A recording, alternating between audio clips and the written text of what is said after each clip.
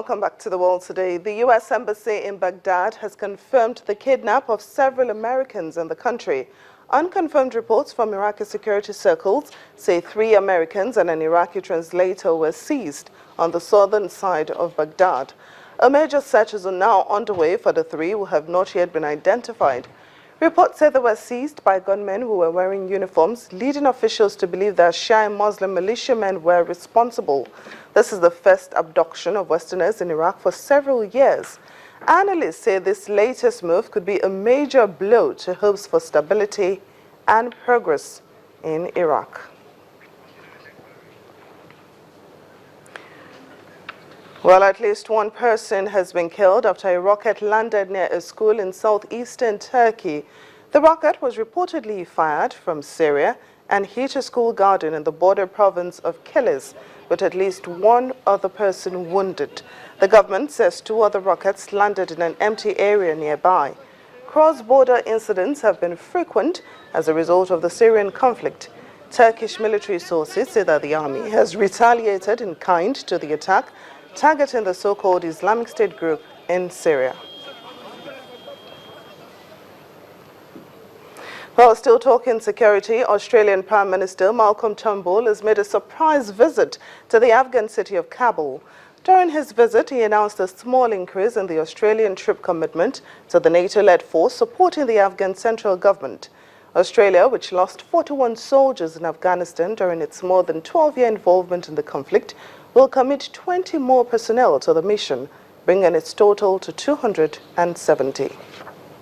There is nowhere that is we say Afghanistan's a long way from Australia, and it is, and I'm sure you feel it is, particularly when you're missing your families, but it is, everything's very close and very connected.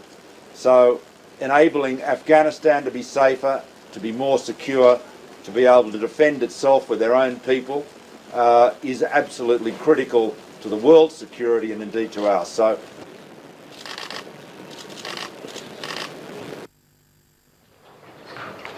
well, U.S. Democratic presidential contenders have clashed on gun control and health care in a live television debate. Before the debate in South Carolina, Mr. Sanders unveiled a health care plan for all American citizens. But Mrs. Clinton attacked him, saying the move risked derailing health care legislation introduced under President Barack Obama. Mr. Sanders' universal health care plan will see citizens pay what he called a 2.2% income-based premium towards health care. Companies will pay an extra 6.2% of an employee's income towards the plan. While Hillary Clinton leads the polls nationwide, she is facing a threat from Vermont Senator Bernie Sanders in key states. This was the final Democratic debate before caucuses in Iowa on February the 1st. Well, I think Secretary Clinton knows that what she says is very disingenuous. I have a D- voting record from the NRA, taking the position that in this country we should not be selling military-style assault weapons. I have supported from day one an instant background check to make certain that people who should not have guns do not have guns. My proposal: provide health care to all people, get private insurance out of health insurance, lower the cost of health care for middle-class families by $5,000. That's the vision we need to take. Senator, I'm not sure whether we're talking about the plan you just introduced tonight or we're talking about the plan you introduced 9 times in the Congress, but the fact is we have the Affordable Care Act. I have made it clear, based on Senator Sanders' own record, that he has voted with the NRA, with the gun lobby, numerous times. He voted against the Brady bill 5 times. He voted for what we call the Charleston loophole.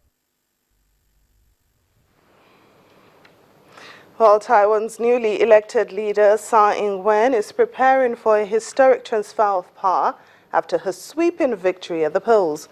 This comes amid stern warning from Beijing that Taiwan is and will remain an integral part of China.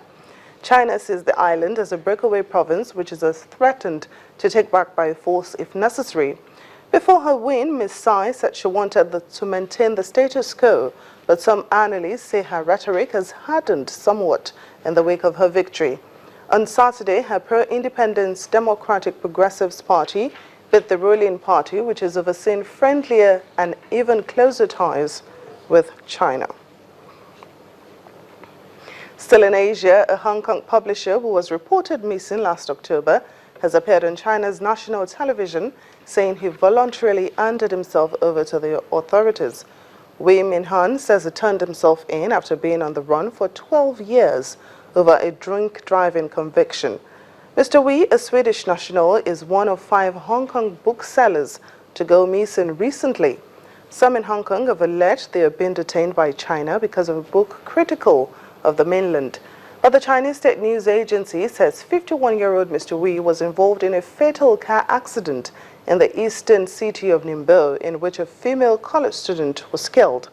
Last week, thousands held rallies in Hong Kong over the strange disappearances, saying it amounts to an erosion of freedom.